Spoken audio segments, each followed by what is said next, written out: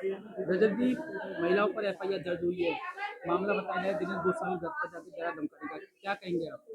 देखिए, आप लोग सब प्रेस मीडिया के बंधु हैं। जो सीसीटीवी फुटेज आपने देखी है वो ही मैंने देखी है।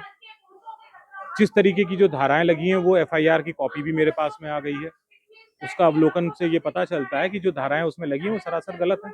बलवा, कहां पर महिलाएं बलवा कर सकती हैं या करा है, ये मुझे बताया जाए।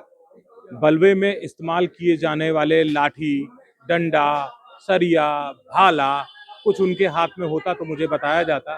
शांतिपूर्वक तरीके से वो अपने परिवार के ही एक सदस्य से मिलने गए।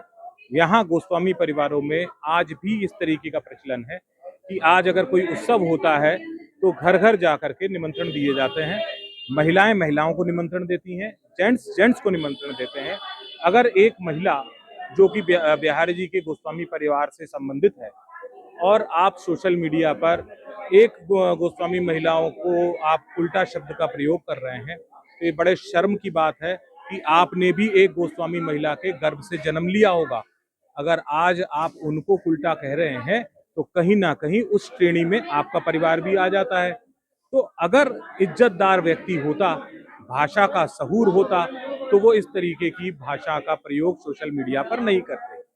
आज वो जिस तरीके की भाषाएं गोस्वामी परिवार के लिए, आम जनता के समुदाय के लिए कर रहे हैं, वो सारी चीजें फेसबुक पर अवेलेबल हैं। आप पढ़ लीजिए। उनका बौद्धिक स्तर इस बात को दर्शाता है कि वो किस लेवल पर और किस नीचता पर उतर आए हैं।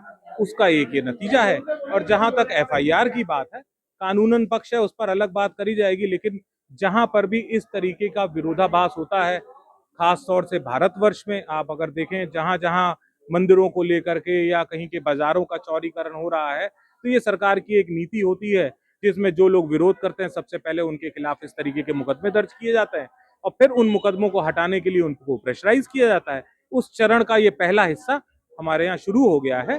लिखने वाले व्यक्ति को कम से कम एसएचओ साहब को यहाँ पर आकर के ये देखना तो चाहिए था कि सत्यता क्या है।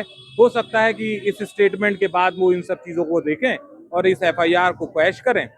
नहीं तो जो कानूनन पक्ष होगा वो तो हम करेंगे। क्या आप इसकी शिकायत हाई पावर कमेटी के जैसे करेंगे? बिल्कुल करेंगे, क्यों नहीं करेंगे भाई।